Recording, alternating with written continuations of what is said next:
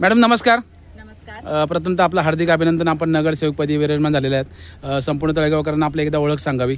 नमस्कार, मी मनीषा हनुमंत म्हाळासकर, प्रभाग क्रमांक 8 ची मी नगरसेविका आहे. बरं, आज या ठिकाणी आपण तळेगाव दाभाडे नगर परिषद या मार्फत तसेच नगराध्यक्ष संतोष दाभाडे पाटील यांच्या मार्गदर्शनाखाली आपण या ठिकाणी स्वच्छता मोहीम करतात. तर नक्की आपण काय प्रतिक्रिया द्याल?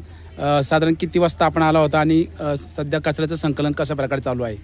आम्ही इथं सगळे नगरसेवक, चिराग भाऊ खांडगे झालं, संतोष भाऊ दाभाडे झालं, भेगडेताई झालं, अश्विनी झालं, आम्ही सगळेजण इथं 8:30ला आलो होतो. बरं, तर आता आम्ही 3 तास झाले इथं काम करतोय.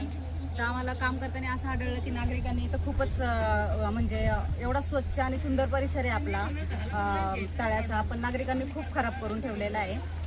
पाण्यात आम्ही आत्ता तळ्यामध्ये जेव्हा स्वच्छ करत होतो तेव्हा आम्हाला ग्रंथ वगैरे सापडले. तर हे खूप खराब आहे की असं ग्रंथ टाकून नाही द्यायला पाहिजे पाण्यामध्ये. त्याच्यासाठी आपण काहीतरी हे केलं पाहिजे.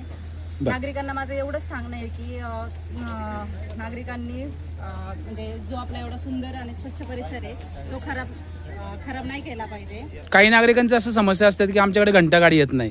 हे कितपत योग्य आहे? तुम्ही याबाबत नागरिकांना काय सांगाल? घंटागाडी वेळेवर येते असे अनेक नागरिक सांगतात, परंतु काही नागरिक जे हाताबोजणे आहेत की ते म्हणतात की आमच्याकडे घंटागाडी येत नाही.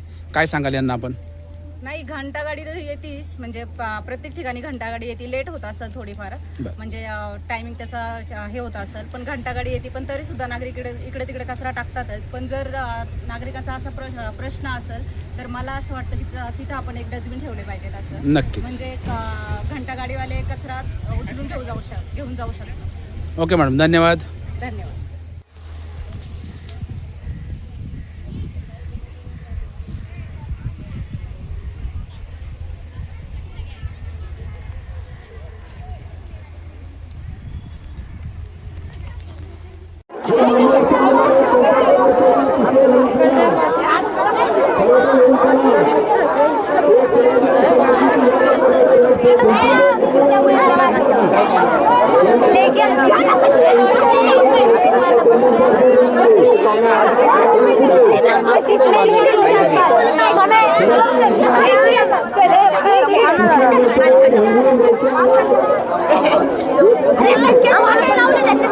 Aman,